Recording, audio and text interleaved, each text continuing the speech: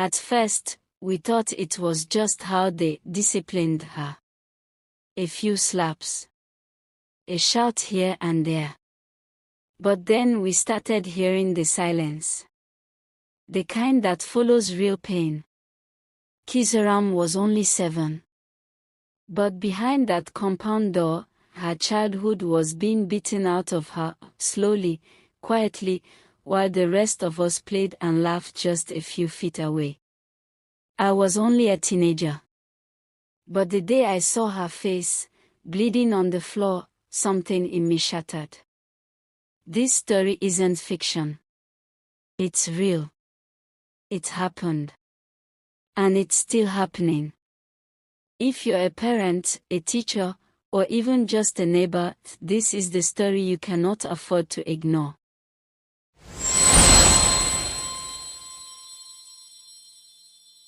I never meant to tell this story. Not because it isn't true. But because truth like this has sharp teeth, and once you let it out, it doesn't go back quietly. It happened in our town, under the shade of trees and whispers of neighbors who looked away when they should have spoken. I was 13 when Auntie Lillian came to live next door. She had a daughter, Chizaram, who was only 7 at the time. Her husband had died in a bike accident, or so we were told. My mother didn't like gossip, so I didn't ask questions. But from the first day, I knew something about Auntie Lillian was not soft. She was tall, with feet that slapped the ground hard as she walked. Her voice was loud even when she whispered, and Chizaram always flinched when she called her. We lived in a compound of 6 flats. All of us knew each other like cousins. Children played in the sandy courtyard. Mothers gossiped while sorting melon seeds. Fathers came back dusty from construction work and oilfield jobs. But Auntie Lillian, she wasn't like the other women. She didn't talk to anyone. She didn't come out to plait hair or cook outside. She was either yelling or dead silent. And poor Chizaram, small and delicate, always seemed to carry a weight no child should. One evening, I heard it. It was the sound of something hard hitting something soft. Repeated. Rapid. Then a pause. Then the crying. I froze by the door, mortar in my hand, pounding pepper. The sound came again, slap. Slap. Slap. And then her voice. Useless girl. You want to kill me like your father. You lie. Then a crash. That night, I didn't sleep well. But in the morning, Chizaram came out like nothing happened, with a plastic smile and a bag too big for her back. Good morning, she said quietly. She had a red mark on her cheek. I wanted to say something, but I didn't. I was only 13. What did I know? Over time, the beatings became like the town's rain, expected, ignored. I would lie if I said people didn't notice. They did. But they said things like, "It's not our business. Some children are very stubborn. That woman has suffered a lot." But I saw it all. Chizaram sweeping with bruised knuckles. Chizaram limping in school, eyes wet but mouth tight. Chizaram chewing dry gari for lunch. Sometimes she wet herself in school. Not because she was dirty, but because she was scared to ask for permission. Even our teachers knew something was wrong. Then came the day of the slap that nearly killed her. It was market day.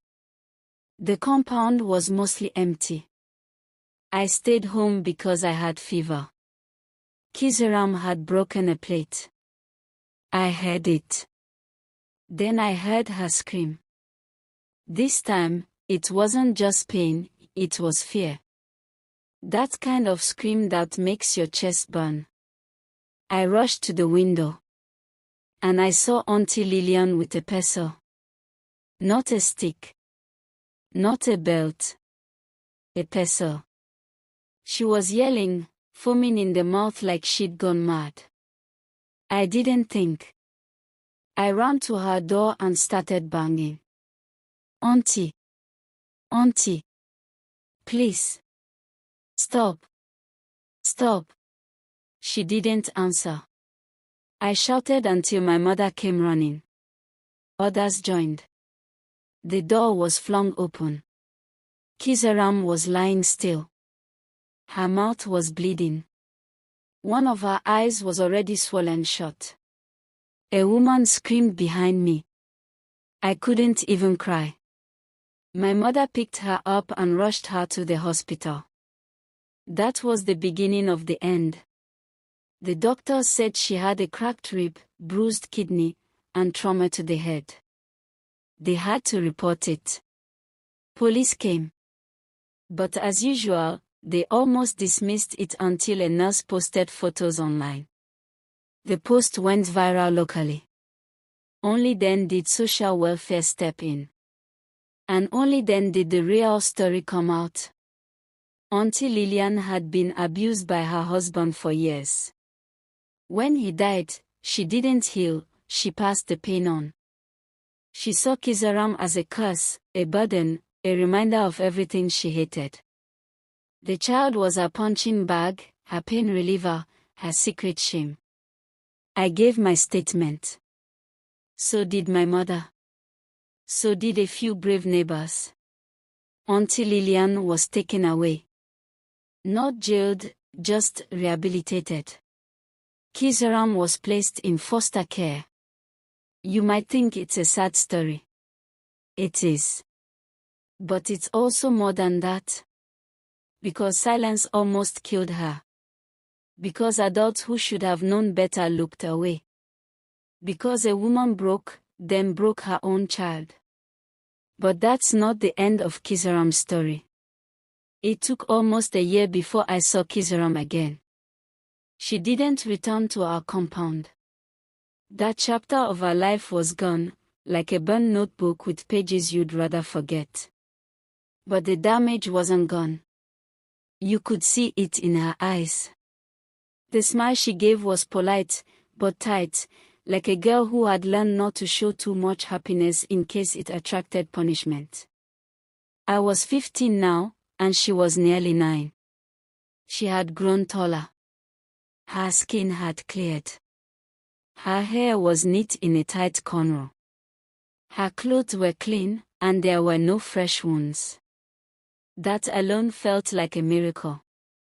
But when she sat beside me that day under the tree near my school, she held her hands tightly like someone afraid of dropping herself. I don't like loud voices, she said quietly. I didn't ask her anything. I just nodded. We shared the boiled groundnuts my mother packed for lunch. I didn't ask about the foster home, the case, or the hospital. I just let her breathe. Then she asked something I never expected. Do you think I'll become like her? I looked at her. Her small face was serious. Who? I asked. My mother, she whispered. She used to say I'd grow up to be wicked, like her own mother. Like her. That question sat with me for weeks. It made me think about how many children walk around with invisible wounds no one sees. How many of them carry fear in their backpacks and sleep beside nightmares every night. It made me watch people more carefully, teachers, uncles, aunties, even classmates. I started to see patterns. The boy who always fought everyone, but shook when someone raised their voice. The girl who failed every test, not because she was dull, but because nobody had ever told her she could be smart.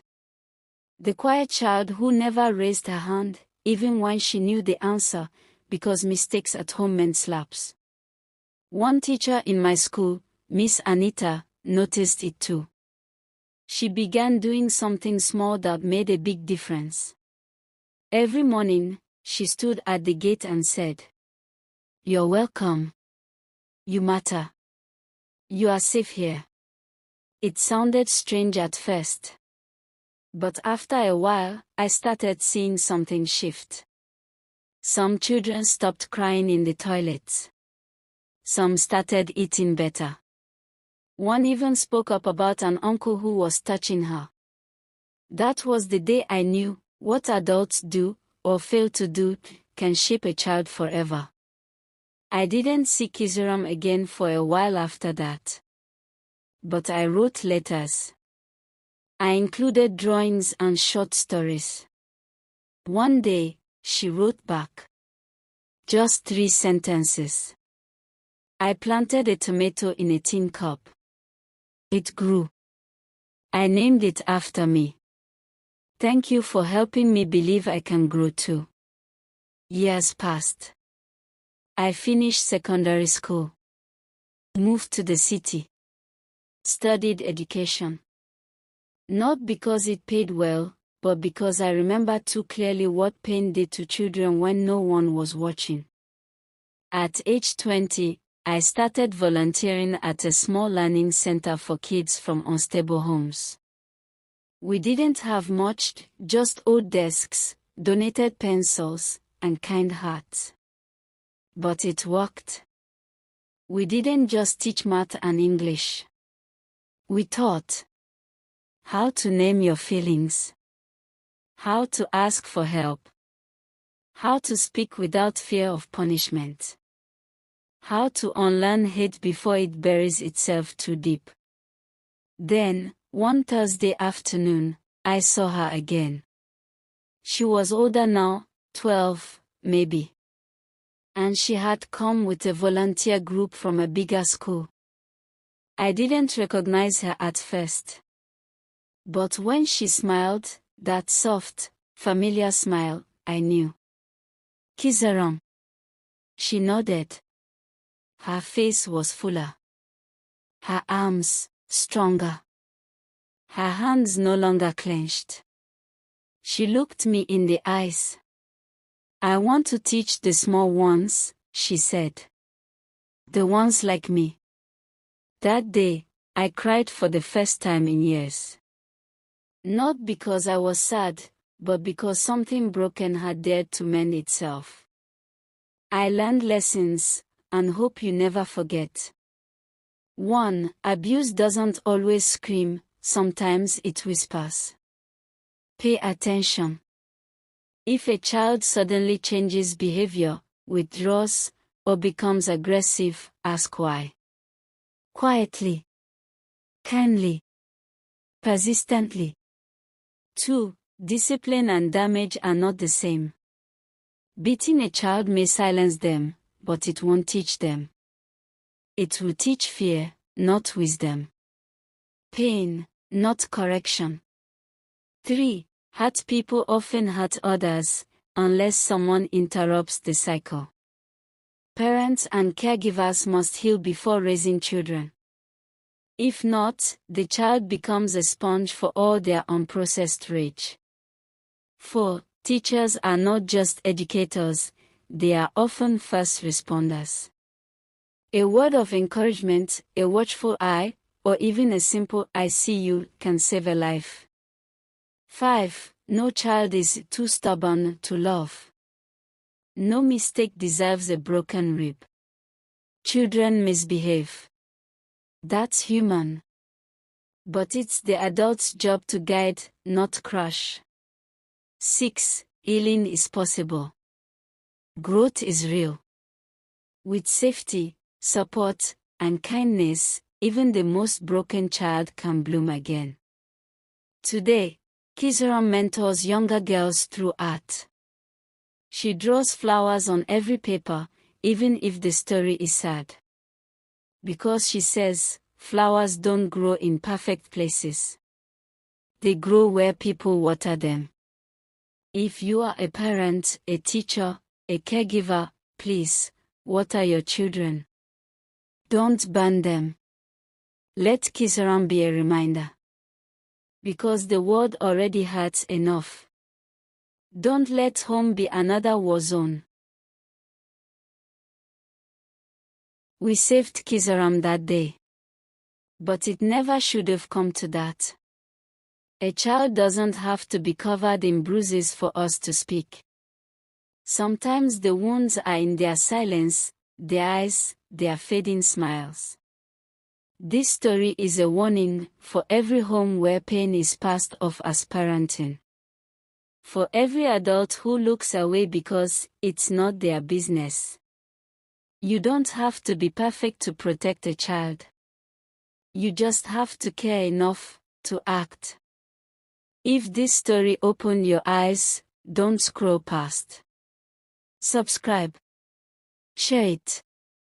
Let it be the reason someone speaks up before it's too late.